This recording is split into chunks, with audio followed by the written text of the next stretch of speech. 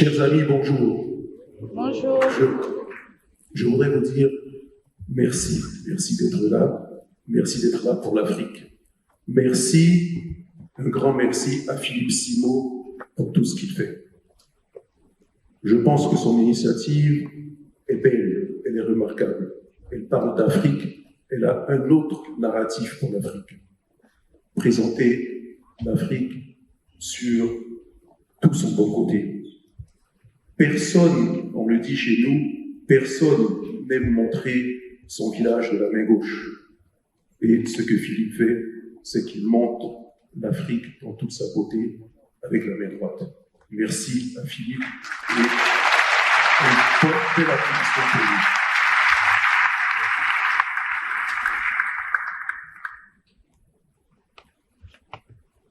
La philosophie Back to Africa est inspirante. Et nous avons tous une histoire de membres de la diaspora. J'ai été moi-même, à un moment donné de ma vie, un membre de la diaspora. Je suis parti de Côte d'Ivoire en 1980.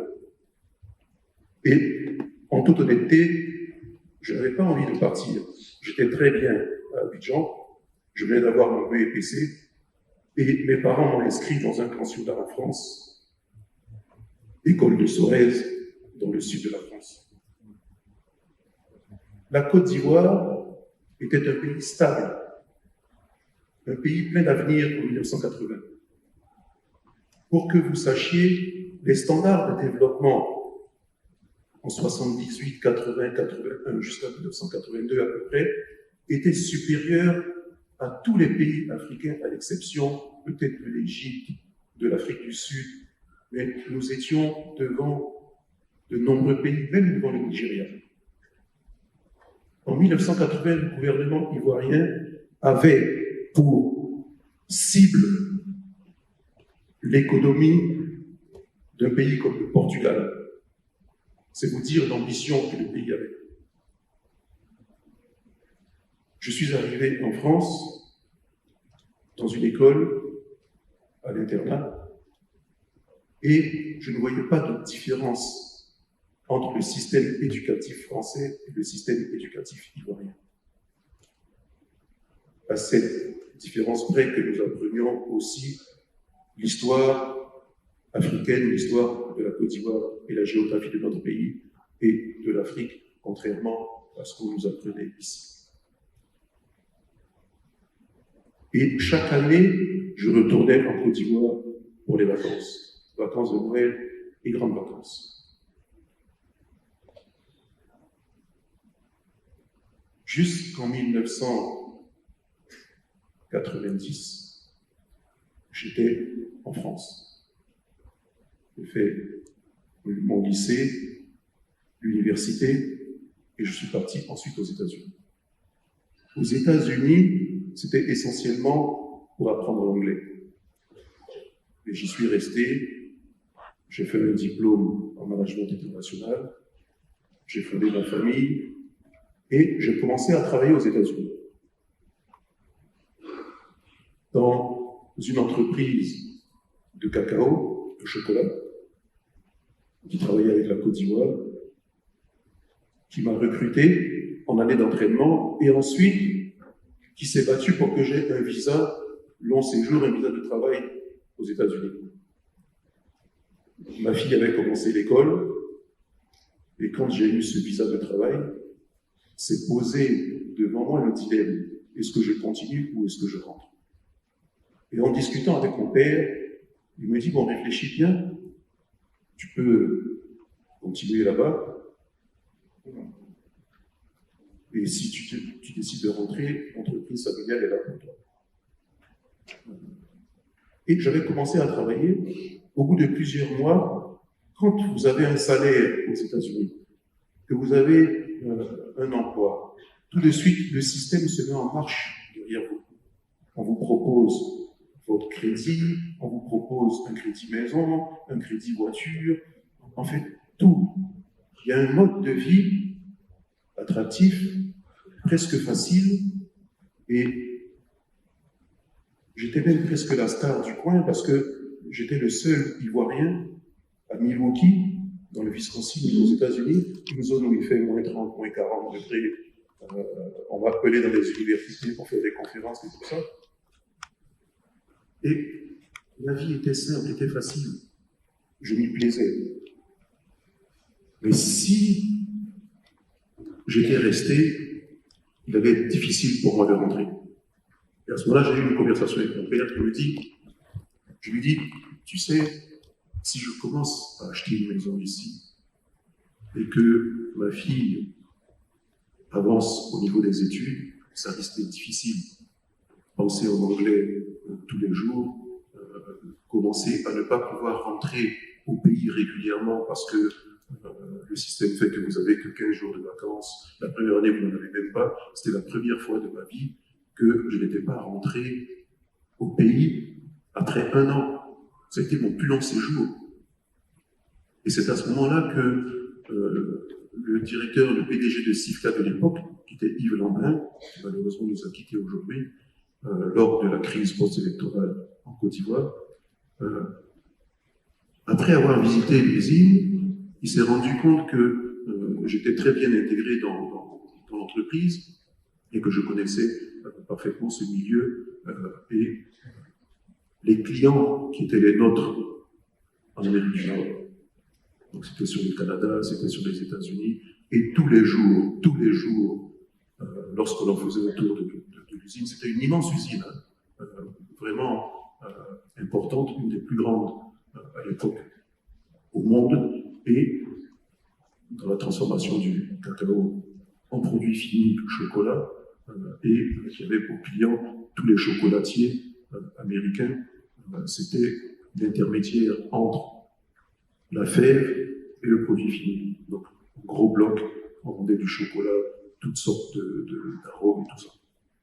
Donc, je voyais, à l'arrivée de l'usine, ce cacao qui venait du monde entier et essentiellement de Côte d'Ivoire. Et je voyais ces sacs de cacao, Côte d'Ivoire, Sifka, Jacques, Dafsi, et j'en passe, toutes ces marques ivoiriennes. Et tous les jours, et d'ailleurs, on appelait le cacao ivoirien Ivory. Et je voyais ça, donc j'avais un climat du pays, mais je n'étais plus au pays. Et lors de la visite de l'usine, à la fin, Yves Lamblin me dit, tu sais Jean-Louis, tu viens très bien ici, mais il se passe des choses aujourd'hui en Côte d'Ivoire. Et je pense que l'entreprise a besoin de toi, et si tu rentres aujourd'hui, tu pourras t'y faire ta place et tu pourras accompagner la croissance de l'entreprise. Au bout de quelques mois, j'ai plié bagages et en fin 95, je suis rentré en Côte d'Ivoire. Je ne vais pas vous dire que mon histoire peut être la vôtre. J'ai bien conscience d'être privilégié et chacun a son histoire. Mais ne croyez pas que ça a été facile. Quand vous avez évolué dans un environnement occidental et que vous rentrez en Afrique, toutes les difficultés administratives, qui que vous soyez, vous les vivez, vous les subissez. Je suis arrivé, j'ai fait la queue pour avoir tel et tel papier, alors qu'habituellement on paye quelqu'un pour aller les faire soi-même. Et je me souviendrai toujours de cette anecdote. J'étais au greffe du tribunal pour avoir un papier.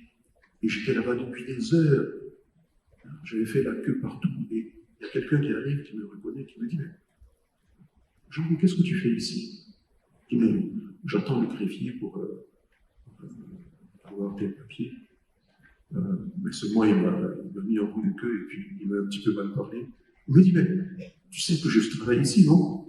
Je lui ai dit oui, mais je ne voulais pas te déranger.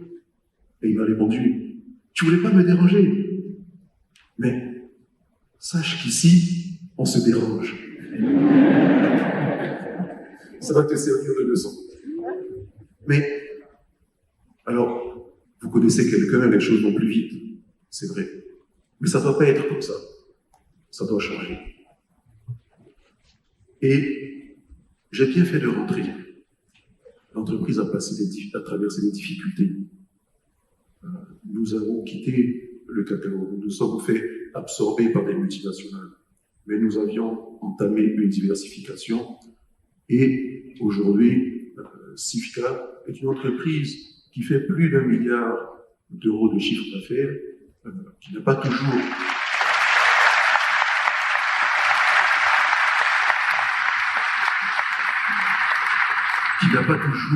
de bons résultats. Il y a des années belles, des années moins belles, mais au moins elle est là, c'est la nôtre et nous la défendons. Ça a été une transmission, et si je n'étais pas rentré, je pense que l'entreprise n'existerait plus. Mon frère était ici, en France. Il travaillait dans une banque. Il était très bien aussi. Et j'ai imposé qu'il rentre. Je l'ai appelé pour lui dire, il faut que tu rentres. Aujourd'hui, je suis seul. Notre père était parti et il fallait qu'il rentre. Il a eu du mal à rentrer. Il a pris du temps et tout ça. Il est rentré, il a connu les mêmes difficultés d'adaptation, mais il y est, et lui aussi de son côté, l'autre pôle de l'entreprise qui était en difficulté, il a pu le sauver.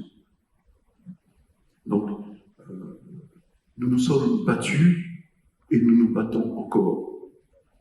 Nos concurrents sont les multinationales. Je me plains qu'il n'y a pas suffisamment de nationalisme économique chez nous, parce que je voudrais que, comme ça se passe ici, comme ça se passe aux États-Unis, comme ça se passe en Asie, comme ça se passe en Amérique latine, partout ailleurs dans le monde, les dirigeants africains puissent aussi avoir ce nationalisme économique et cette préférence nationale.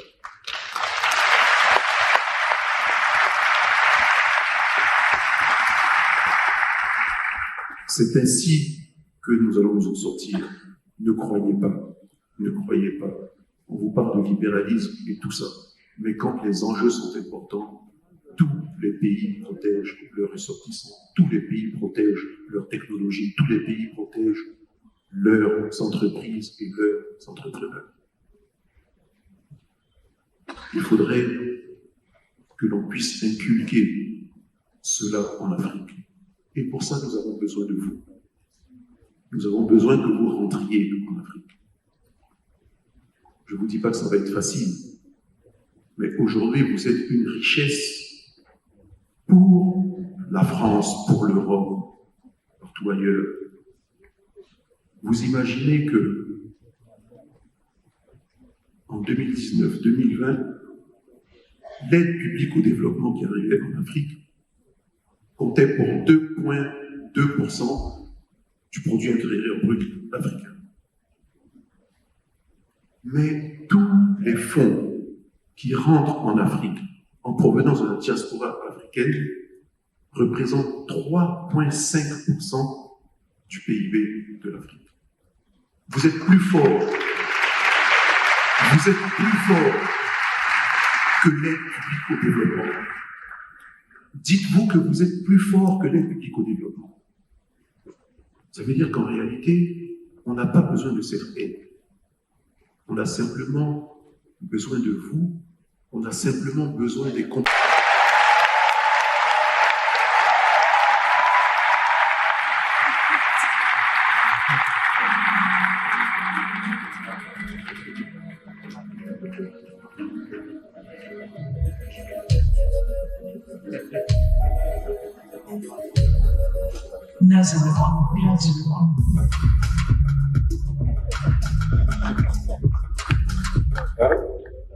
Bonjour tout le monde. Bonjour. Bonjour Paris, je suppose qu'il y a des gens qui viennent de partout dans le monde. Bienvenue à Paris, bienvenue to Back to Africa. Merci infiniment Philippe pour l'invitation. C'est toujours un grand plaisir de te retrouver,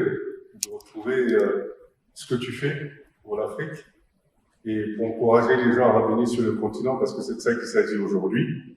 Et Jean-Louis l'a dit, revenir sur le continent en étant sur le continent, ou revenir sur le continent en restant ici. Dans tous les cas, il s'agit d'investir et de s'investir sur le continent. Alors, je suis Stanislas Zézé, PDG de Bloomfield, et aujourd'hui nous allons parler un peu de la gestion des risques en réalité le risque d'investir sur le continent. Évidemment, en une demi-heure, on ne pourra certainement pas couvrir tous les sujets, mais l'idée, c'est de vous donner un aperçu sur la cartographie du risque d'investissement sur le continent. J'essaierai d'être le moins technique possible. L'idée, c'est de démocratiser justement l'analyse du risque sur le continent, de comprendre quelles sont les forces, quelles sont les faiblesses et quelles sont les opportunités en réalité sur le continent. Et pourquoi on a créé Bloomfield? Parce que c'est important de comprendre pourquoi nous avons créé Bloomfield. Nous avons créé Bloomfield parce que, et moi, mon expérience à la Banque mondiale, justement, m'a poussé à créer Bloomfield. Parce que quand j'allais en mission, je voyais l'analyse du risque était faite pour le continent. Donc, c'était les autres qui racontaient l'histoire du risque et comment percevoir le risque sur le continent. Des gens qui n'étaient jamais allés sur le continent, des gens qui ne connaissaient pas l'environnement socio-politique, économique et culturel du continent, c'était eux qui racontaient l'histoire du continent. Et moi, ça me posait un problème. En tant qu'Africain, ça me posait un gros problème. Mais évidemment, je me suis dit, c'est bien de se plaindre. C'est bien de dire, je ne suis pas d'accord qu'ils racontent l'histoire de l'Afrique et qu'ils aient un regard biaisé sur l'Afrique, mais c'est encore mieux de créer quelque chose pour contrecarrer ça, justement. Donc, on a décidé de créer Bloomfield pour avoir une narrative africaine de la gestion des risques. Ce n'est pas réduire les standards d'évaluation. C'est extrêmement important de comprendre ça, parce que quand on créait Bloomfield, on disait, oui, encore une histoire à l'africaine. Oui, d'accord, on est fiers d'être africain. L'analyse de risque est la même. Les standards sont les mêmes, sauf que l'approche est différente. Parce que vous savez, le risque, il est contextuel. L'analyse de risque, elle est contextuelle. Et donc, une situation de risque au Cameroun peut ne pas représenter une situation de risque en France ou en Malaisie. Donc, universaliser le risque est un gros danger. Et c'est le danger que courait l'Afrique, justement, jusqu'à ce qu'on crée cette agence de notation financière pour avoir une approche sont financés. Et le risque sociopolitique qui finalement représente aux yeux des investisseurs le plus gros risque. Parce que quand vous avez une crise politique dans un pays, forcément, l'environnement des affaires s'arrête complètement.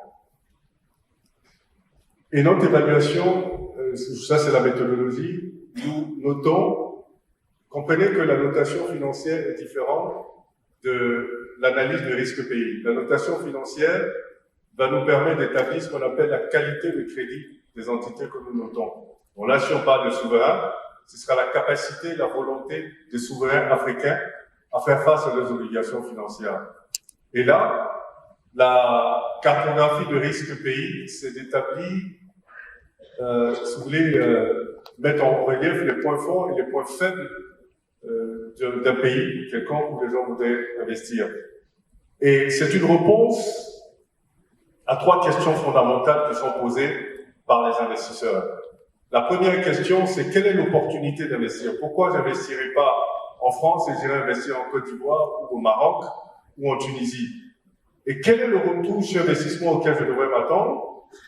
Et quel est le risque que je prends de perdre mon capital? Donc évidemment, l'idée, c'est de donner une visibilité à ces investisseurs-là. Donc, après l'évaluation, quand vous avez une note entre 0 et 2, vous êtes dans un risque systémique, c'est-à-dire que nous ne conseillons pas aux gens d'investir dans ces pays-là. En 2 et 4, le risque est avéré, mais il est possible de mettre en place des mécanismes qui permettraient de justement investir en prenant en considération ces risques-là. Entre 4 et 6, nous sommes à risque modéré, où il n'y a pas de frein particulier d'investissement, même si vous avez des poches de risque qui existent. Et entre 6 et 8, nous sommes à risque faible, où nous conseillons aux investisseurs d'investir. Et entre 8 et 10, nous sommes à un risque quasi inexistant. Mais pour l'instant, aucun pays, même dans le monde, n'est à risque, entre risque 8 et 10. Là, les meilleurs pays sont entre 6 et 8.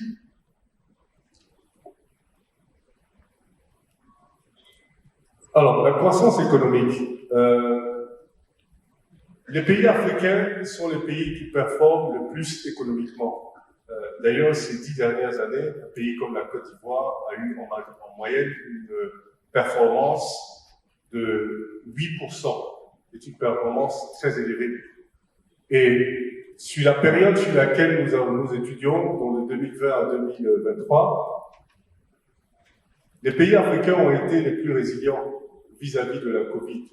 Un pays comme la Côte d'Ivoire, par exemple, a fini en 2021 à 1,7%, qui a, pendant que la majorité des pays étaient en récession.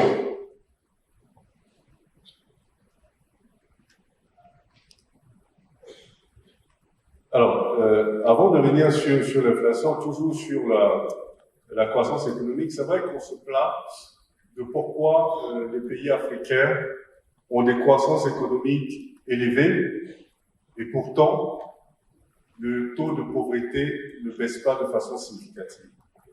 Évidemment, ces taux de croissance ne sont pas inclusifs parce que quand vous regardez la majorité des économies africaines, elles sont en moyenne 95% constituées de PME locales. Et ces PME locales ne contribuent qu'à 20% de la richesse créée. Donc en réalité, vous avez 5% de multinationales qui produisent 80% de la richesse. Évidemment, elles n'ont pas vocation à réinvestir dans les pays africains, mais plutôt expatrier leurs bénéfices. Donc naturellement, ce bénéfice ne va pas créer des emplois, ce bénéfice ne va pas réduire la pauvreté, donc c'est normal. Ce n'est pas incongru de voir ces pays africains avec des taux de croissance élevés, alors que ça n'impacte pas vraiment la pauvreté. Ce qu'il faut faire aujourd'hui, c'est de penser à renverser la tendance. Et renverser la tendance, c'est quoi? C'est créer des PME qui soient solides et qui contribuent justement à créer plus de richesse. Et parce que cette richesse, elle reste sur le continent, elle permet de réduire la pauvreté, elle permet de créer de la richesse. En termes d'inflation, ces dernières années, évidemment, avec la crise mondiale, notamment la crise ukrainienne, on comprend bien que la crise ukrainienne, concernant l'Afrique, c'est pas le fait qu'on n'ait pas de blé. Parce que c'est ce qu'on n'arrête pas de dire sur les médias. Si le blé de l'Ukraine ne sort pas, les Africains vont mourir de faim. Vous connaissez combien d'Africains qui se nourrissent de blé? À un moment donné, il faut être sérieux. L'impact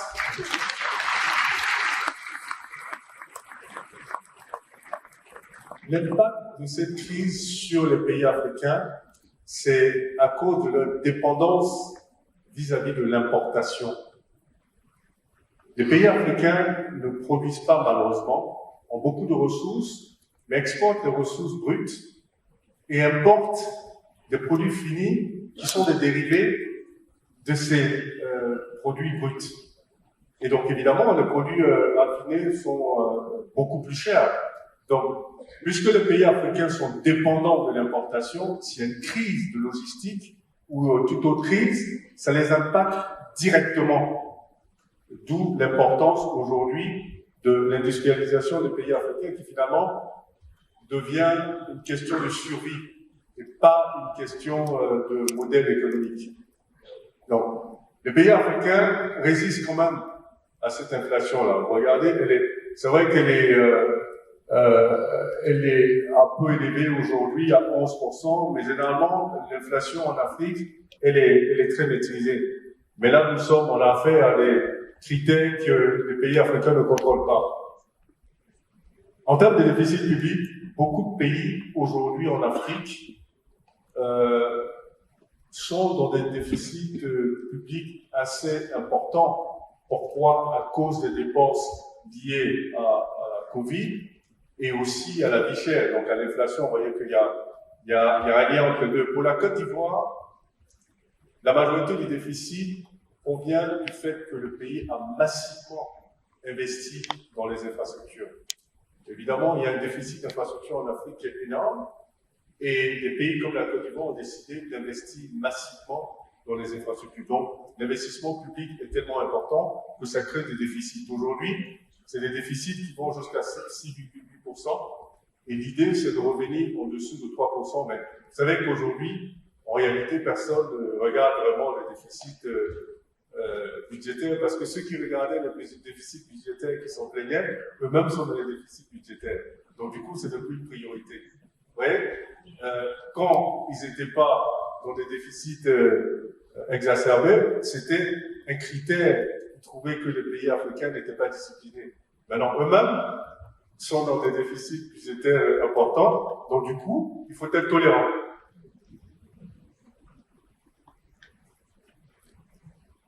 Alors, j'essaie d'aller vite parce que vous savez, j'ai un prompteur là qui me stresse. Alors, là, nous sommes sur quoi déjà? Parce qu'ils ont changé la présentation. Donc, zoom sur le Côte d'Ivoire. L'endettement. Évidemment, quand vous regardez, et ça, c'est un gros problème pour les pays africains. En réalité, c'est qu'ils ont tous tendance, quand ils parlent de dette, à parler du stock de la dette sur le PIB. Ce qui en réalité ne veut absolument rien dire. Et ça n'a même pas d'importance. C'est-à-dire que vous pouvez regarder le Japon est endetté à 200% de son PIB alors que le benchmark c'est 70%. En dette, le plus important, c'est qui est votre créancier et est-ce que vous avez la capacité de rembourser votre dette. Bon, l'exposition et le service de la dette. Les pays africains, généralement, sont autour de 50% du PIB en termes de stock de dette. Et ils disent, écoutez, nous, on a une capacité à absorber la dette, on ne sommes pas en surendettement. Mais c'est pas important, ça. Le plus important, c'est le service de la dette. Et beaucoup d'entre eux, malheureusement, sont à des services de la dette qui sont extrêmement élevés. Prenez un pays comme la Côte d'Ivoire, par exemple, ils sont à 60% de leurs revenus fiscaux et douaniers. C'est-à-dire qu'en réalité, s'ils ont considère c'est comme un salaire, vous avez un salaire de 10 000 euros par mois et 6 200 euros, vous utilisez 6 200 pour rembourser vos dettes. Vous restez pas grand-chose. Donc, à un moment donné, ils sont obligés d'emprunter pour rembourser et emprunter pour compléter les budgets, ce qui devient problématique. Et en termes d'exposition, ils sont exposés à la devise étrangère, alors que ce sont des économies avec des réserves de devises qui sont faibles. Pourquoi? À cause de la structure de leur économie. Les pays entiers auront toujours des réserves de devises faibles. D'où encore l'importance de l'industrialisation, pour justement renforcer les devises et puis avoir des économies qui ne soient pas exposées aux devises étrangères.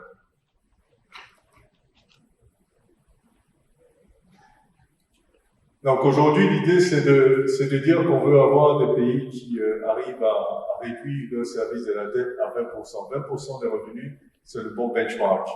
Évidemment, on peut tolérer jusqu'à 30%, mais quand on monte à 40, 50, 60%, ça devient forcément problématique.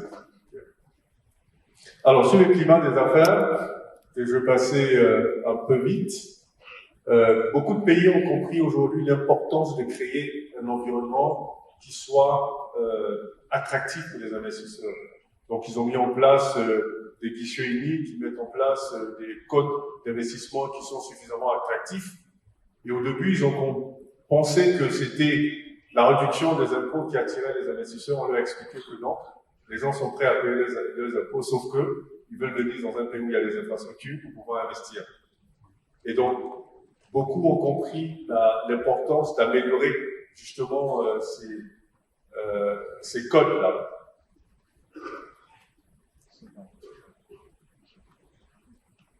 Alors, et aussi, bon, là, je ne regarde plus ça parce que je regarde le porteur, donc je vais aller rapidement sur ce que je sais que je veux dire. La corruption. La corruption est un problème très important en Afrique. Ceci dit, il est extrêmement important de comprendre que la corruption n'est pas un fait africain. La corruption est un fait humain. La raison pour laquelle vous avez plus de corruption sur le continent et moins dans les pays développés, parce que dans les pays développés, ils ont des systèmes de contrôle. Et ce sont les systèmes de contrôle qui réduisent la corruption.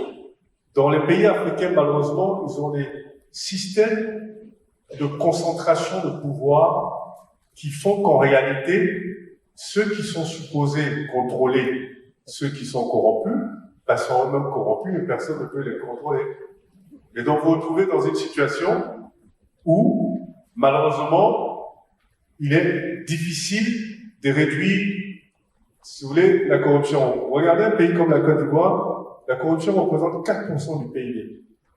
En sachant que la Côte d'Ivoire a un PIB qui est énorme. 4% du PIB de la Côte d'Ivoire, ça fait 1500 milliards par an. 1500 milliards CFA par an qui sont perdus dans la corruption. Donc, il y a des mesures qui sont mises en place, mais toujours dans la même logique, on met en place des mesures de contrôle de la corruption, mais avec des entités qui ne sont pas indépendantes. Ces entités sont contrôlées par les assujettis. Parce que ceux qu'on doit contrôler, ce sont eux qui contrôlent ces entités-là. Donc évidemment, dans cette logique de mauvaise organisation, on aura du mal. Il y a des efforts qui sont faits, il y a des conseils. Quand nous faisons la cartographie de risque, nous mettons en relief toutes ces faiblesses-là pour encourager les pays africains justement à changer d'approche. Alors, les pays attractifs, donc vous pouvez les voir, je vous laisse dire, les pays, aujourd'hui, le potentiel en Afrique, comprenez qu'il est énorme en termes d'investissement. Pourquoi? Parce qu'il y a tout à faire. Tous les secteurs d'activité sont des secteurs d'activité attractifs. Ce que les pays africains ont commencé à faire aujourd'hui, c'est mettre en place le cadre juridique, de mettre en place la réglementation qui permettrait d'investir dans tous les secteurs d'activité. L'Eldorado de l'investissement aujourd'hui, c'est l'Afrique, pour les 30, 50, 60 prochaines années. Par contre, c'est aujourd'hui qu'il faut se positionner. Jean-Louis l'a dit. C'est aujourd'hui qu'il faut se positionner. L'Afrique a le plus haut taux de retour sur investissement, et c'est avéré. Et donc, aujourd'hui, la géopolitique et la géoéconomie se jouent sur le continent. Ceux qui se battent, les puissances mondiales qui se battent pour aller sur le continent, et qui vous disent qu'ils viennent vous aider, c'est pas vrai. Personne ne vient aider personne. Tout le monde vient pour ses intérêts. Mais ce que je dis aux Africains, est-ce que, dans cette logique de développement du potentiel africain en opportunité, est-ce que les Africains ont envie d'être des acteurs ou ils ont envie d'être des spectateurs? Parce que l'Afrique va se développer. Maintenant, est-ce que les Africains veulent être des consommateurs et des spectateurs dans cette Afrique-là, ou ils veulent être des acteurs? Pour être des acteurs, il faut s'impliquer. Il faut investir. C'est le secteur privé qui va développer l'Afrique. Mais le secteur privé africain avec l'argent des Africains. C'est pourquoi il est extrêmement important de penser aujourd'hui à financer les PME sur le continent. Les PME sur le continent sont l'avenir de l'Afrique. Cependant, la grande difficulté des PME en Afrique, ne regardez pas ce que je dis et comparez à ce qui est écrit. Ça, je fais passer pour ceux qui veulent dire. Il me reste une minute dont je vais parler. Les PME ont du mal à se financer parce que la majorité des institutions financières sont des institutions financières qui viennent d'ailleurs et donc qui ont leur propre agenda, donc de bénéfices, ce qui est tout à fait normal. Et les PME ont besoin de renforcement des capacités. Pour moi, aujourd'hui, si vous voulez, le vecteur le plus important pour développer les PME en Afrique, ce sont les fonds d'investissement. Mais des fonds d'investissement calibrés à la taille des besoins des PME et des fonds d'investissement avec l'argent des Africains. Pourquoi? Parce que les fonds d'investissement étrangers viennent pour une logique précise de bénéfices et donc n'ont pas un objectif de développement. Et comme ils n'ont pas un objectif de développement, ils ne vont pas investir dans les PME qu'ils estiment être... ils estiment que le travail qu'ils mettront dans les PME est aussi important que le travail qu'ils mettront dans une multinationale ou dans un gros projet. Et donc, puisque leur logique, c'est juste faire du profit, préféraient aller dans une entreprise qui, justement, où ils n'auront pas, où ils auront de gros retours sur investissement, sans tous les risques qu'ils prenaient éventuellement pour investir sur les PME. Donc, les fonds d'investissement sont la solution du développement des PME. Le secteur privé est la solution du développement des pays africains, mais il est extrêmement important que ces entreprises se créent, mais des entreprises qui se créent, qui deviennent des entreprises solides. Il ne suffit pas de créer des PME. Parce qu'aujourd'hui, vous avez des PME qui se créent, et qui 2 ans après meurent. Toutes les statistiques qu'on vous donne sur le continent, c'est les statistiques de création d'entreprises. Mais personne ne vous donne des statistiques des entreprises qui survivent 1 an, 2 ans, 3 ans, 4 ans, 5 ans. En sachant que 5 ans, quand vous atteignez 5 ans, vous avez atteint la vitesse de croisière. Donc la probabilité de disparaître, c'est grande.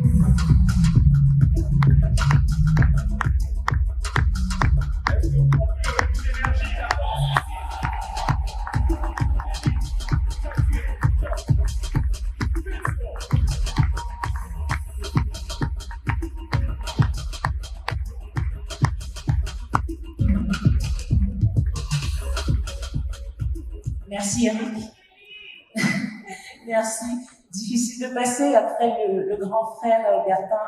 Je suis ravie d'être ici aujourd'hui. Merci à Philippe, merci à l'équipe. Un professionnalisme absolu dans l'organisation. Je suis ravie de voir dans l'assistance autant de femmes, parce que tout comme Rebecca, ce sujet nous touche énormément.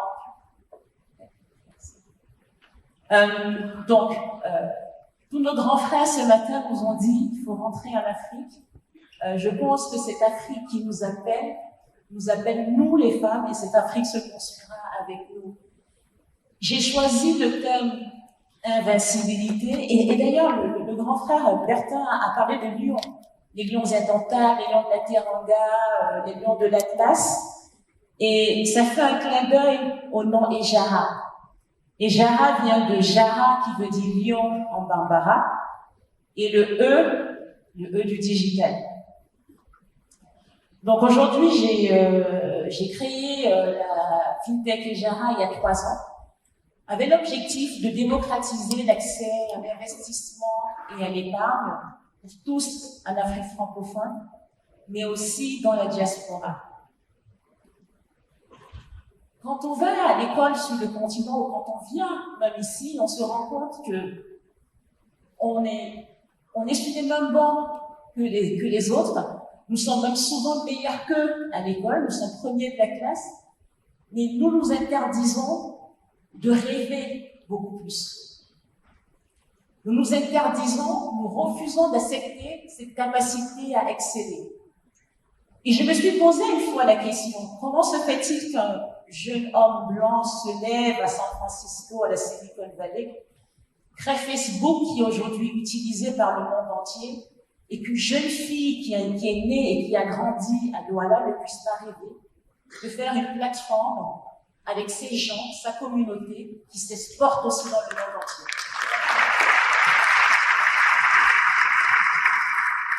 Philippe Tanet a parlé de rêver d'être assis à la droite de Dieu. C'est aujourd'hui notre rêve, créer cette licorne africaine pour l'Afrique et par l'Afrique. Et donc, ça veut dire quoi concrètement? Et Jara aujourd'hui propose à tout le monde, et à réaliser déjà plusieurs murs, parce que quand on parle d'invincibilité, on parle de briser les murs, d'ouvrir des barrières, d'ouvrir des portes pour les générations futures. J'ai eu la chance de grandir avec une maman entrepreneur et un papa très féministe. Et je vais vous dire pourquoi c'est une chance inouïe. Mon papa est né vers 1940, ça veut dire qu'il a dû être né avant, et nous sommes 5 filles. Et il nous a élevés avec cette litanie qui nous répétait souvent: mes filles, vous pouvez être présidente du monde. Et pendant longtemps, j'ai pensé que ce poste existait vraiment, et que j'allais à l'école pour pouvoir avoir ce poste-là. Donc je n'ai jamais vu les barrières ou les murs qui étaient érigés devant moi, parce que mon père m'a dit et m'a convaincu que je pouvais être présidente du monde. Et c'est très important. Donc, à tous les messieurs qui sont dans la salle et qui m'écrivent souvent des messages en me disant « Je vous admire, je voudrais que mes filles soient comme vous. Quel père êtes-vous »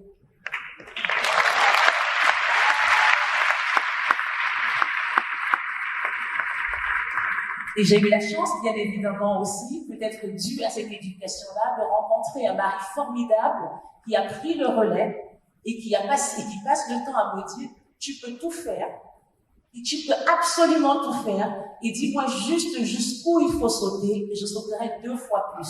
Quel mari est-il?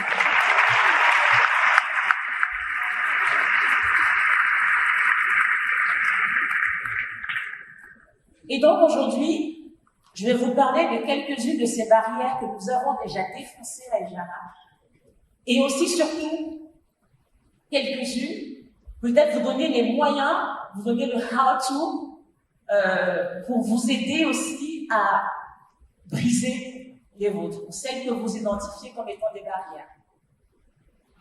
Donc aujourd'hui, Ejara est née il y a 3 ans, comme je vous le disais, au Cameroun. Et nous sommes déployés dans 9 pays de la zone Afrique francophone. Plus de 170 000 utilisateurs. Donc quand j'ai démarré il y a 3 ans, 100% du business venait du Cameroun. Aujourd'hui, à peine 40%. Mais nous avons des visées tellement plus lointaines que nous avons pu acquérir un agrément de l'AMF ici. Et dans quelques heures, Ejara sera lancé en France.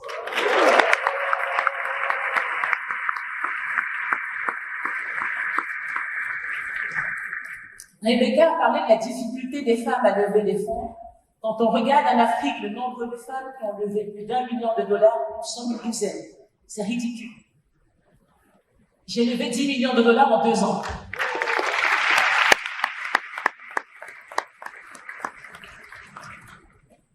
C'est pas parce que je l'ai fait que c'est facile pour les femmes de le faire. Et je peux vous dire que la pression que nous avons, nous femmes, est incroyable. Et d'ailleurs, j'ai des amis fondeurs, start-upers qui me disent mais c'est facile pour toi, tu es une femme de lever. Et je leur dis, regardez les statistiques, si c'était facile, j'aurais plus de sœurs, j'aurais plus de modèles, j'aurais plus de mentors dans le bon sens, de modèles qui me prennent la main et qui me disent voilà comment on fait. Malheureusement, ce n'est pas le cas. Et pour le faire, il faut vraiment avoir cette mentalité d'invincibilité. Je vais vous raconter une anecdote sur cette levée. Lors de ma première levée de 2 millions de dollars,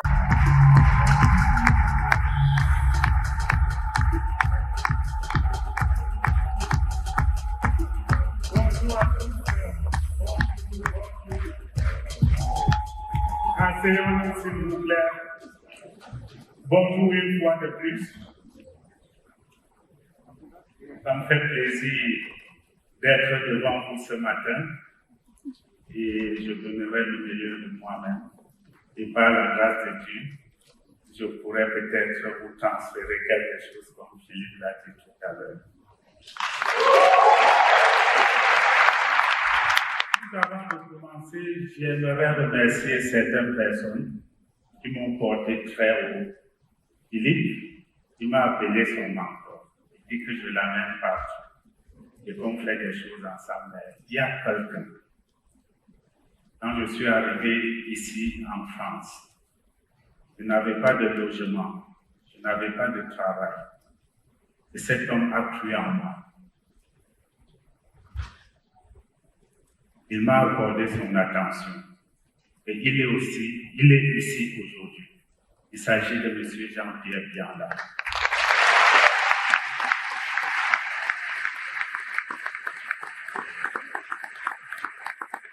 Merci, M. Jean-Pierre. Et de son grand ami Serge Azévazé.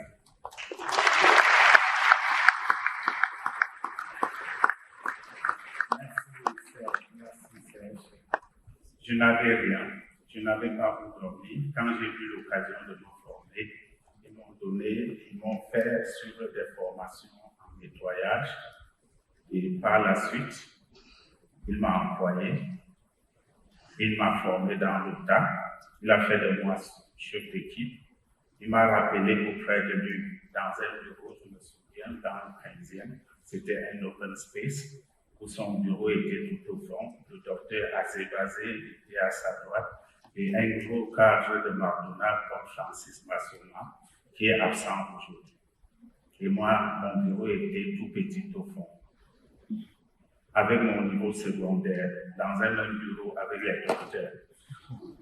Ce n'était pas facile.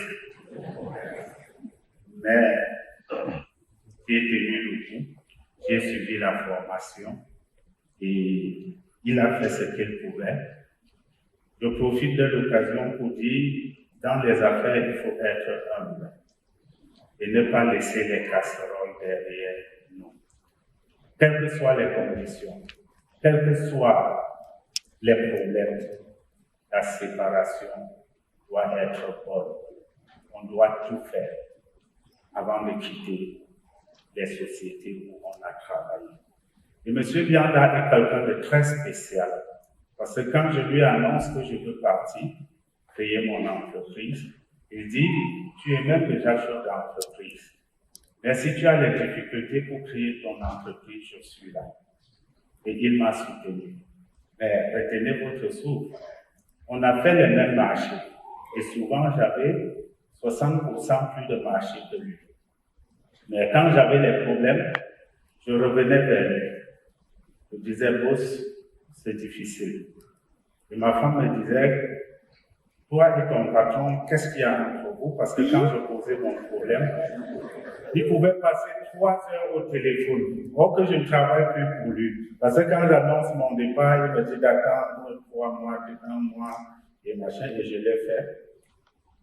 Il essaie de résoudre. Et l'autre jour, quand je l'ai appelé il y a 1 semaine pour dire, Monsieur Jean-Pierre, il faudra venir à Bartou, Africa, nous soutenir, il m'a dit quelque chose. Il a dit, Bertrand, depuis que tu es au Cameroun, je t'ai demandé que j'aimerais former tes gars qui sont prêts à prendre de l'envol pour que tu puisses leur ouvrir la porte pour qu'ils deviennent mes petits-fils. Mais tu tardes, ça fait 2 ans et ça m'a touché. J'ai dit, l'homme n'a jamais changé. Il restait le même. Et la question que j'aimerais poser à quelqu'un ici, quel rang tu occupes en Europe? As-tu déjà donné un coup de pouce à quelqu'un? Est-ce que tu pensais que tu devais pouce à quelqu'un? C'est le moment. Alors, je veux vous parler de mes baskets blanches. Il y parle de moi comme un SDF. Mais avant d'être SDF,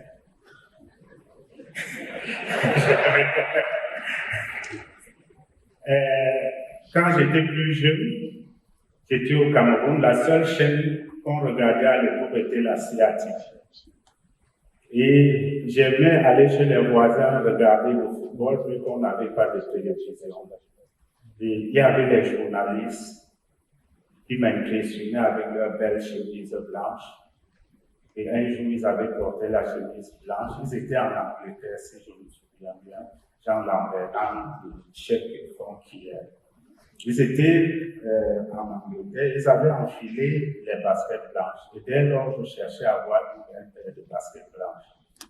Et j'étais dans la région du Nord-Ouest, à 400 km de Yaoundé, de Douala, la capitale économique. Je partais souvent à Douala acheter la glycérine pour revendre à Bamita dans la zone. Et un jour, je suis arrivé après mes courses.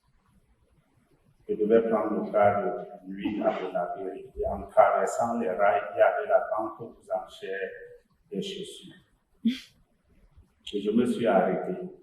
Je regardais et un jeune homme est venu vers moi et il a dit, Monsieur, vous êtes intéressé par la vente aux enchères? J'ai dit, si je vois une paire de baskets blanches, je veux la prendre. Or, je ne savais pas qui il était de l'équipe des vendeurs.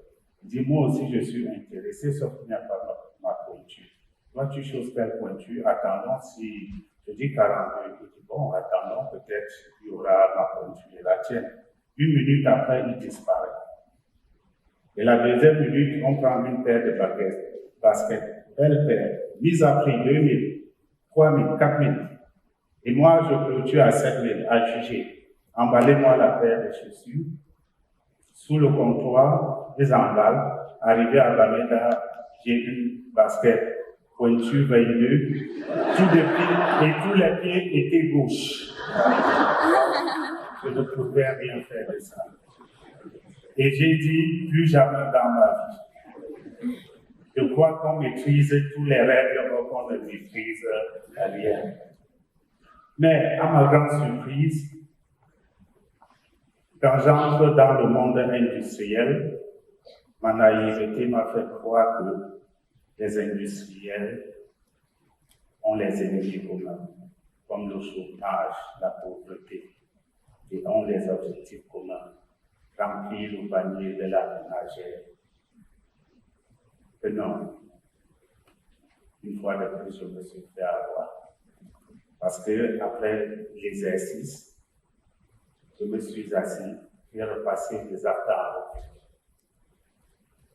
Je me suis rendu compte que mon concurrent était le même qui était mon banquier. Que mon concurrent était mon trader. Que mon concurrent était mon vendeur en Asie ou au Brésil. Que le même concurrent était mon assureur. Que le même concurrent était le propriétaire de bateau. Que c'est le même concurrent qui était transitaire. Et là alors, j'ai compris qu'on n'avait pas des objectifs communs, parce que quel que soit ce que je pouvais faire pour remplir le panier de la ménagère, les efforts étaient rendus néants. Parce que lui, à chaque étape, quand il prête de l'argent, il fait de la marge. Quand il se trouve, il est transitaire, il fait de la marge. Quand j'achète chez lui, dans ses champs, à l'étranger, il fait de la marge. Quand il me demande d'assurer ma marchandise avant de faire mettre dans le bateau, or que celui d'être assuré, il fait de la marge. Quand il me dit, ta marchandise est au port, mais je ne te fais pas confiance, tu dois payer la caution avant d'enlever les conteneurs du port. Il fait de la marge parce que souvent, ils prennent 1 million de francs CFA, entre 500 et 1 million de francs CFA pour considérer un conteneur. Et quand vous importez 7000 tonnes d'huile, vous en avez un conteneur fait 1 tonne. Vous pouvez utiliser pour voir, vous êtes dans les 350 conteneurs. Donc ça fait 350 000. Et il te dit, si tu n'as pas l'argent, rentre au droit du banquier qui est toujours lui-même.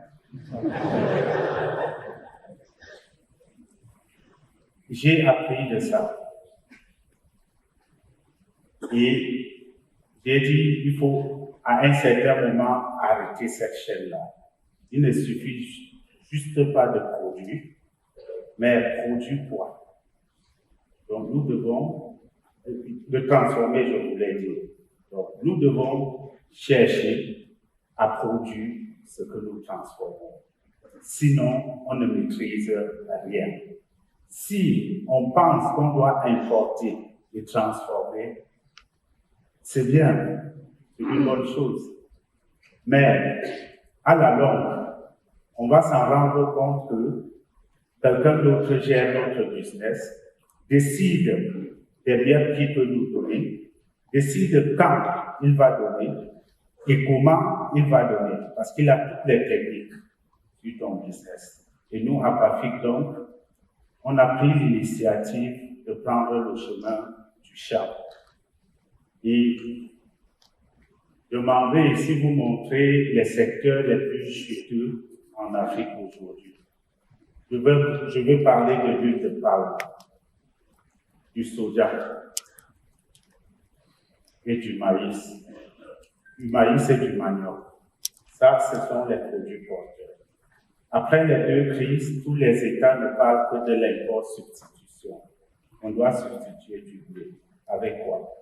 Avec la farine de manioc. Et le manioc a quelque chose de spécial parce que il est très facile de transformer le manioc. Nous sommes partis en Inde pour les chaînes de transformation du manioc.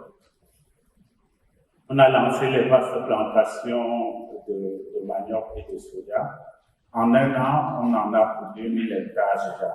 Ce n'est pas facile parce que nous, on n'a pas des machines adéquates.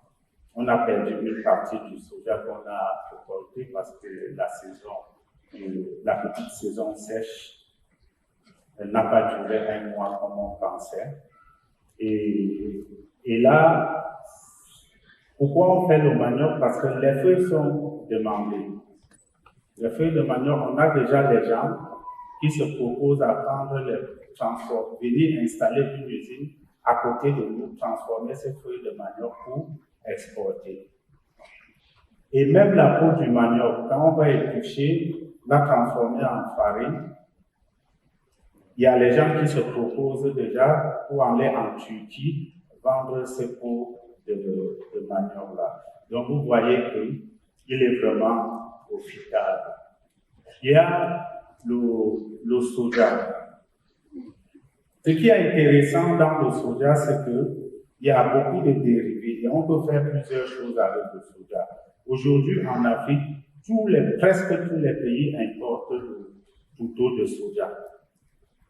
Je dis presque tous les pays d'Afrique importent le couteau de soja parce que cet aliment est incontournable pour l'alimentation de la volaille. Et retenez votre souffle, le kilo de soja coûte 250 francs, entre 250 francs et 300 francs, mais le kilo du couteau de soja coûte 600 francs. Ça veut dire que quand vous cultivez le soja, après avoir même extrait de l'huile, vous revendez le couteau 2 fois plus cher que le kilo de soja. C'est pour ça que nous, on s'est intéressé au soja. Et en plus, on a 2 types d'extraction d'huile de soja. Il y a la forme physique et chimique. Quand on choisit la forme physique, on extrait moins d'huile, mais les machines sont nettement moins chères. Je dis vraiment moins chères. Et son huile aussi prisée même en Europe. Et même son couteau parce qu'on n'utilise pas les produits chimiques. Et on peut aussi faire le lait du soja qui entre dans les compléments alimentaires dont on a besoin en Afrique. Donc vous voyez que de bout en bout, en faisant dans le soja, on va tout bénéfice. Ça, il n'y a même pas à goûter. Donc si quelqu'un veut investir dans le soja, qu'il n'hésite pas. Maintenant, nous, on n'a pas les moyens pour faire les palmeraies. Mais on achète l'huile de palme brute. Donc, il y a aussi cette possibilité-là. Si vous voulez aller dans la plantation, vous avez la possibilité de faire dans la palmeraie, n'hésitez pas. Parce que c'est un domaine porteur. Nous, on commence à transformer à partir de l'huile de palme brute. Quand on raffine de l'huile de palme brute, il y a les dérivés, comme la stéarine et l'acide gras. C'est pour ça que nous, on fait la margarine. Parce qu'on prend ce dérivé qui est la stéarine, on met les additifs et l'huile raffinée aussi, et on obtient le beurre à tartiner. On reprend le reste de la stéarine et l'acide gras et on dose 30% dans l'huile, on obtient le savon. C'est pour ça qu'on a tous ces chaînes à Afrique, parce que quand nous on commence, on essaie de transformer jusqu'à la fin pour pouvoir avoir un peu de marge, comme je l'ai dit tantôt, de concurrents à la main sur tout le business. Donc, il faut développer les stratégies pour avoir un peu de marge. L'avantage aussi dans l'huile de palme, c'est que quand on extrait l'huile de palmiste, qui est dans les noix de palmiste, les tout petits qui sortent dans la noix, on peut faire de la cosmétique avec, c'est une très bonne huile. Donc nous, c'est pour ça qu'on a une chaîne de cosmétique. Donc on extrait cette huile de palmiste, on utilise une bonne partie pour faire mousser le savon, pour que le savon mousse pour les chimistes qui sont là, ils le savent plus que moi. Il faut soit l'huile de coco ou l'huile de palmiste dans le savon. Donc on utilise une partie à la savonnerie et le reste, on envoie à la cosmétique. C'est pour ça que nous aussi, on a une usine de cosmétiques. Et à partir des bouillons de savon fabriqués à la savonnerie, on peut à ce moment-là avoir une toute petite chaîne pour faire les savons de toilette. À ce moment, il suffit juste de mettre les additifs, le parfum, les colorants, les petits produits chimiques pour donc avoir le savon de toilette. Et avec l'huile de palmiste, il faut juste mettre une bonne quantité avec les additifs, les parfums, pour avoir une très bonne huile pour les bébés et pour les adultes aussi. Donc, vous comprenez que nous, à Papier, quand on décide transformer un produit, on part du début jusqu'à la fin. Avec nos fournisseurs indiens qui sont là, on a lancé la fabrication d'une chaîne d'extraction de beurre de chocolat. Donc, on va aller à partir de la fève. Les machines sont déjà presque en cours de fabrication. On va aller à partir de la fève de cacao, on va extraire le beurre et à la fin, on aura aussi la poudre. Et cette poudre, on va l'utiliser. Et le beurre, on va envoyer une partie à la cosmétique pour certains laits aussi. Et avec la poudre qu'on aura, on va exporter une partie du beurre en Inde parce qu'ils en ont besoin. Et avec la poudre, on va faire le chocolat à tartiner. Donc, ce qui est utilisé, c'est que tous les boutiquiers utilisent tous les matins pour tartiner le pain de nos enfants. Et on a aussi entrepris une chaîne à 3 lignes.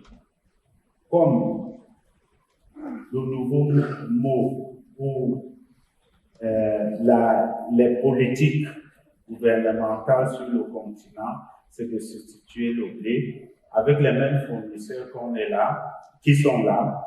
On a déjà monté une chaîne de farine de blé parce qu'on ne peut pas, il faut qu'on soit quand même correct. On ne peut pas faire du pain sans utiliser le blé. On peut plutôt introduire une partie de nos farines locaux dans le blé. Pour l'instant, les États exigent 20%. Il n'y a que le Congo, qui a déjà voté la loi, mais les autres ne vont pas tarder à suivre. Donc nous, on a anticipé. On a pris donc une chaîne de farine de blé, une de farine de maïs et une de farine de manioc, en dehors de celle qu'on est en train d'installer au champ en pleine forêt que Philippe montre sur les réseaux sociaux chaque jour. Et au bout, on a un mélangeur. Donc, ce qui fait que quand on produit déjà la farine de blé, on le met à 80% et on choisit soit la farine de maïs ou de manioc et on mélange une fois avant de conditionner de façon que les boulangers n'auront plus à faire des efforts pour doser tous ces mélanges-là. Il y a la transformation de la tomate.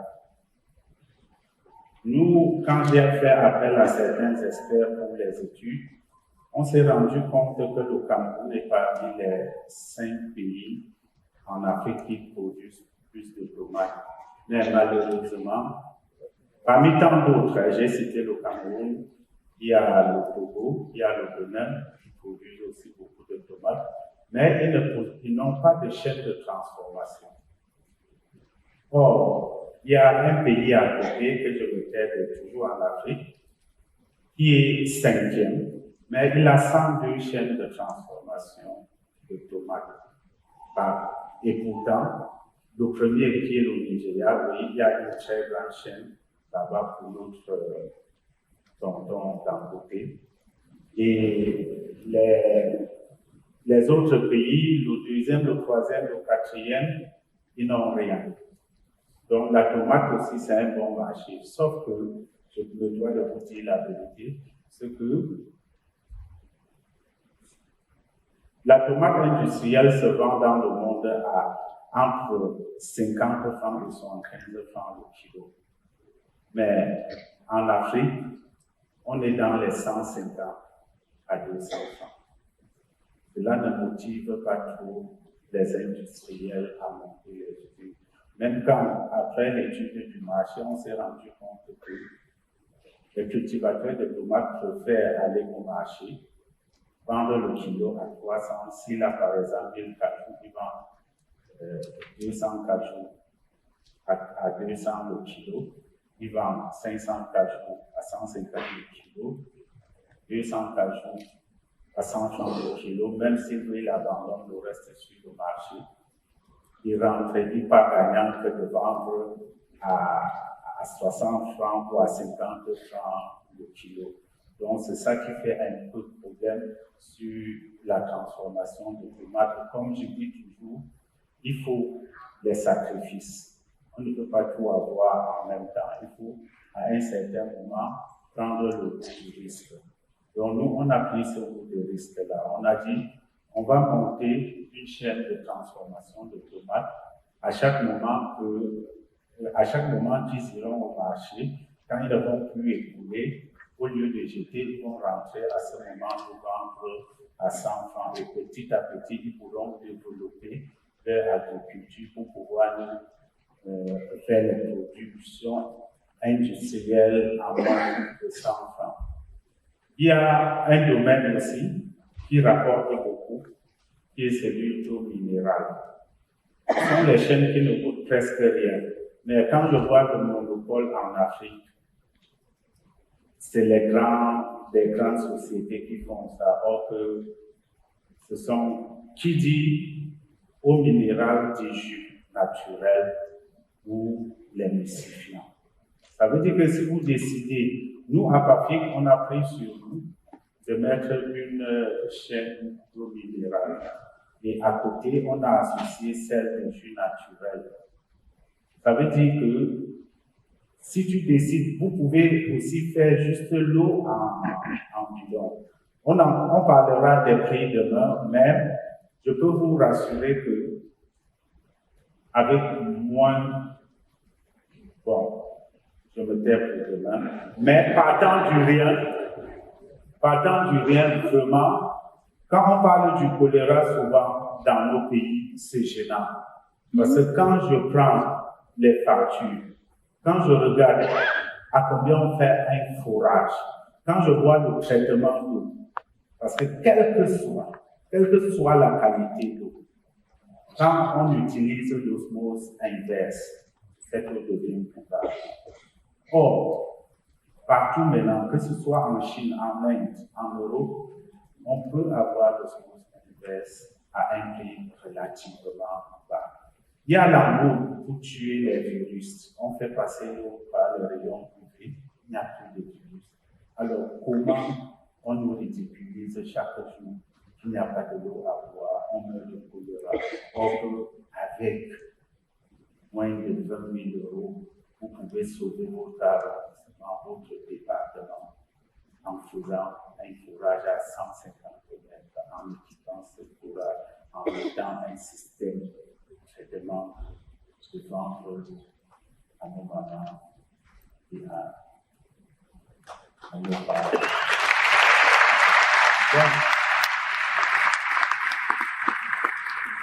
Je m'arrête ici pour aujourd'hui, mais pour finir, je vais vous raconter encore une autre petite histoire.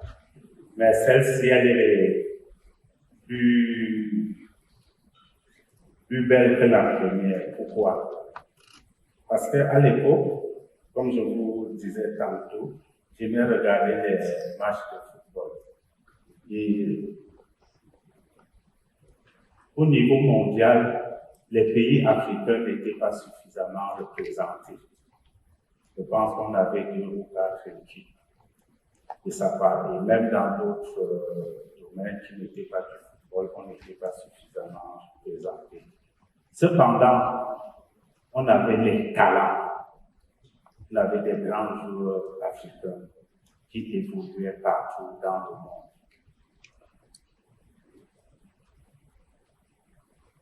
Nos États ont demandé plus de place dans les compétitions mondiales. Ils ont crié, ils ont écrit mais ils n'ont jamais obtenu. Jusqu'à ce que les talents africains comprennent quelque chose. Il faut travailler en synergie. Ils ont commencé à étudier, à regarder leurs frères jouer dans les différents clubs, dans les différents pays. Ils ont travaillé en synergie avec les clubs locaux, avec les ministères respectifs. Ils se sont entraînés ensemble, ils sont allés en bloc, ils ont gagné les matchs, ils sont allés jusqu'au quart de finale. Je peux citer les Lions du Maroc comme témoin, les Lions du Sénégal comme témoin, les Lions de l'Ontario comme témoin. Et en ce moment, ils ont eu du pouvoir et ils ont eu plus de place aux instances mondiales. Je vais vous dire quelque chose. Ce n'est pas le joli bois qu'on a dans nos forêts qui va donner plus de place à nos États dans les instances mondiales. Ce n'est pas la richesse de nos sous-sols qui va les donner plus de place aux instances mondiales pour nous défendre. Non, c'est ce que vous et moi, nous allons faire de cette forêt. Sous vos applaudissements, s'il vous plaît, Monsieur Philippe Tagnon.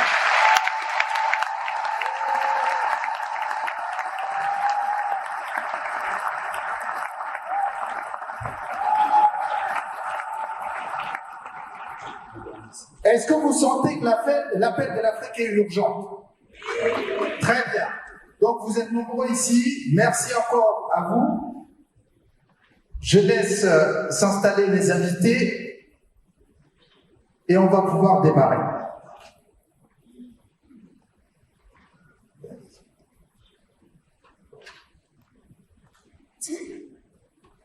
Alors, je vais peut-être laisser mes invités se présenter. On va commencer au honneur aux dames, bien évidemment, par Rebecca Ellechamp, qui va dire un mot au public. Merci beaucoup d'être ici aussi nombreux.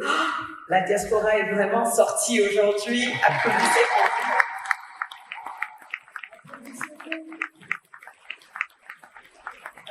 vous. Je m'appelle Rebecca Ellechamp et je suis entrepreneur dans la tech depuis plus de 24 ans. Et j'ai ouvert mes bureaux au Cameroun en 2002. Et donc, je vais en parler aujourd'hui. Très bien, merci beaucoup. Merci Rebecca. Monsieur Philippe Tagnon. Bonjour à tous. Merci pour être venu prendre conscience du fait que l'Afrique a besoin de vous. Je suis Tagnon Loubissi et depuis 16 ans, je me bats pour développer l'Afrique, pour offrir la richesse à l'Afrique et créer de la richesse aux enfants de mes enfants. Merci.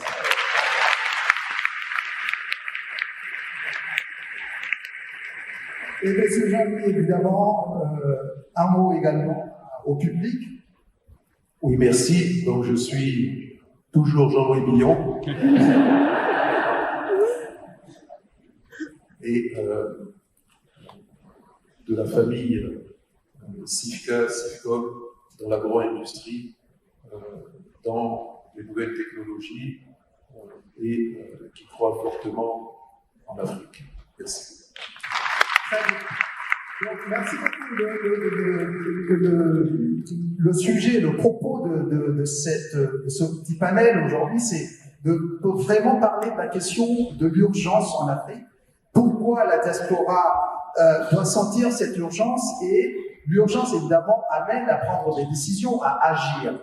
Vous-même, dans votre parcours, Rebecca, est-ce qu'à un moment donné, vous avez senti cette urgence d'agir pour l'Afrique, de faire quelque chose, d'aller sur le continent, et au sortir de tout ça, qu'est-ce que vous pouvez dire comme mot, les constats que vous avez faits sur le terrain, et pourquoi vraiment amener les gens à concrétiser cette urgence?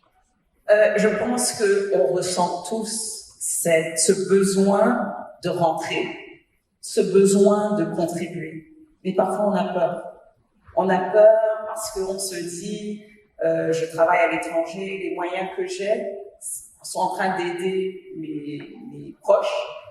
Si je retourne, si j'échoue, comment ça va se passer. Je pense qu'on a tous ce besoin de contribuer. Moi, je sais que je suis rentrée pas complètement par exprès. Je suis rentrée régler un problème qui devait prendre 2 semaines. Je suis restée 2 ans. Et puis finalement, j'ai pris un appartement et puis bon, je suis installée donc comme ça. Mais je pense qu'on a tous ce besoin. Et je dis aux gens que c'est vrai que notre continent n'est pas parfait, nos pays ne sont pas parfaits. Mais si on laisse à eux de construire les pays, ils ne nous ressembleront pas. Et donc, on a besoin de rentrer pour contribuer, pour façonner nos pays, pour qu'ils soient pour nous, qu'on puisse ressembler, au lieu de dire que le gouvernement, les gens, comment voulez-vous qu'on change un pays lorsqu'on est à l'extérieur? Je pense que il faut trouver moyen, même si c'est mettre un pied, il faut trouver moyen de rentrer. Parce que il y a une chose, c'est que de la diaspora, on est très naïf. On est très naïf, on a une vision très naïve de l'Afrique, de nos pays. Moi, je sais que j'allais souvent au Cameroun, très souvent, je passais même plusieurs mois parfois. Mais quand tu t'installes là, c'est différent. C'est-à-dire, il y a plein de choses que j'avais pas, et je pensais que je comprenais. C'est ça qui est mauvais. C'est que je pensais que je savais que, bon, c'est quand même là chez moi, j'avais établi des filiales de ma structure dans d'autres pays, et donc je pensais, ok, bon, je rentre chez moi. Il y a même une étude qui a été faite par une université, Columbia University, qui a fait une étude sur comment j'ai ouvert ma filiale au Cameroun, et c'est toujours disponible sur le net, parce qu'ils ont fait une thèse, des étudiants, et quand on lit le truc, elle dit que mais elle est hyper intelligente, cette fille. Elle connaît. J'avais rien compris. C'est-à-dire que j'avais tout faux. Et donc, il faut y aller avec beaucoup d'humilité. Oui. Beaucoup d'humilité. Très bien, merci. Monsieur Taille, vous qui avez démarré mais vraiment dans des conditions très difficiles au début et vous avez eu tout ce parcours, qu'est-ce que vous sentez comme signe aujourd'hui qui doit vraiment faire prendre conscience à la diaspora qu'elle a un rôle très important à jouer et que ce rôle, finalement, c'est maintenant que ça se joue. Comment arriver à se placer? Comment faire comprendre à la diaspora que les quelques difficultés qui se présentent, en fait, cachent derrière un vaste paradis possible? Comment on présente? C'est urgent de rentrer, c'est important de rentrer. Quand vous avez un continent dans lequel vous avez les plus grosses réserves de tous les minéraux du monde, quand vous avez un continent dans lequel vous avez une des plus grosses réserves d'eau douce, quand encore mieux, vous avez un continent qui dans 30 ans sera plus peuplé que l'Inde et la Chine.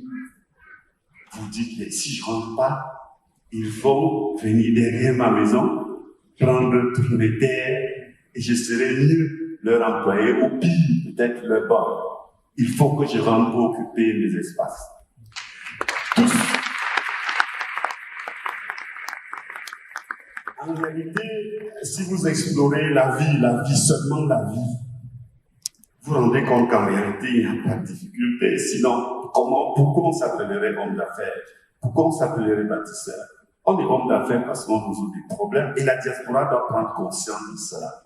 La diaspora doit intégrer le fait qu'on ne peut pas devenir riche si on ne combat pas les problèmes, si on ne combat pas le malheur. Dieu a bâti ce monde et il l'a fixé sur 2 piliers. Le bien et le mal. Le mal est envahissant, le bien est tout calme. Si vous ne le développez pas, il ne va pas étouffer le mal. Donc la diaspora qui est très éduquée doit intégrer cela et se dire, si nous continuons à fuir le mal, il va nous envahir, il ne va nous envahir. La seule chose que nous avons à faire, c'est de nous retourner et de le regarder en face et de le combattre. Le mal, c'est ça.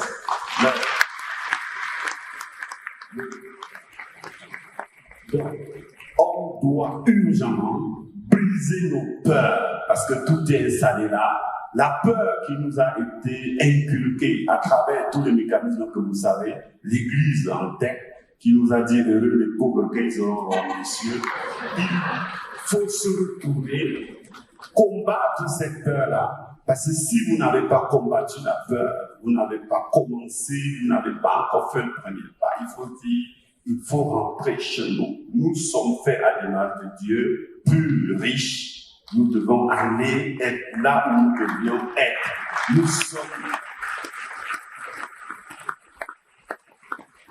Nous sommes des dons de Dieu. Il a mis entre nos mains des dons.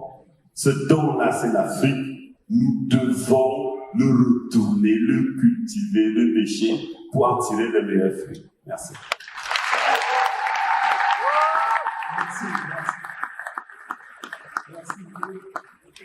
Vous qui êtes observateur de la vie politique, vous voyez bien l'évolution de la société.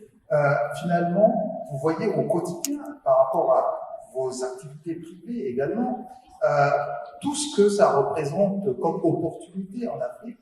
Et aujourd'hui, au-delà des questions de peur qu'on peut avoir, etc., il y a quand même beaucoup d'outils qui se développent quand même si ce n'est pas encore assez, mais il y a beaucoup d'outils qui se développent, il y a le digital, il y a tout un tas d'outils disponibles pour mieux gérer, superviser le business, etc. Comment faire comprendre que là, il y a des opportunités, il y a des outils qui sont en place et qui se perfectionnent et qui permettraient à ce que les gens puissent agir efficacement sur l'Afrique.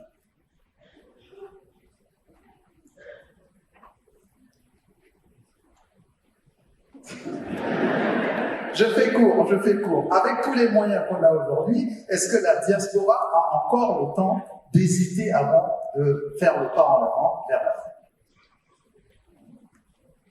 Bon, je pense qu'après ce que Philippe et Rebecca ont dit, je n'ai pas grand-chose à ajouter. L'Afrique est en train de bouger. Tout le monde s'en rend compte. Mais quand je dis tout le monde, c'est le reste du monde en dehors de l'Afrique. Quand vous prenez l'avion pour aller sur Abidjan ou ailleurs, les avions sont pleins. Mais pas pleins d'Africains. Ils sont pleins des autres nationalités, des autres continents. Et ils vont en Afrique. Ils viennent. Ils me posent la question, mais d'où ils sont tout cela? Qu'est-ce qu'ils font ici? Et quand je me promène dans le pays, je vois des usines se construire, ceci, cela. Et toi, d'où tu viens? Je viens de Dubaï, je viens de France, je viens d'Angleterre. Ah bon? Ils font tout ça depuis l'Afrique, avec nos produits. Donc, dites-vous une chose, si ce n'est pas vous qui prenez la place, la nature a horreur du vide, et ce sont d'autres qui vont prendre la place.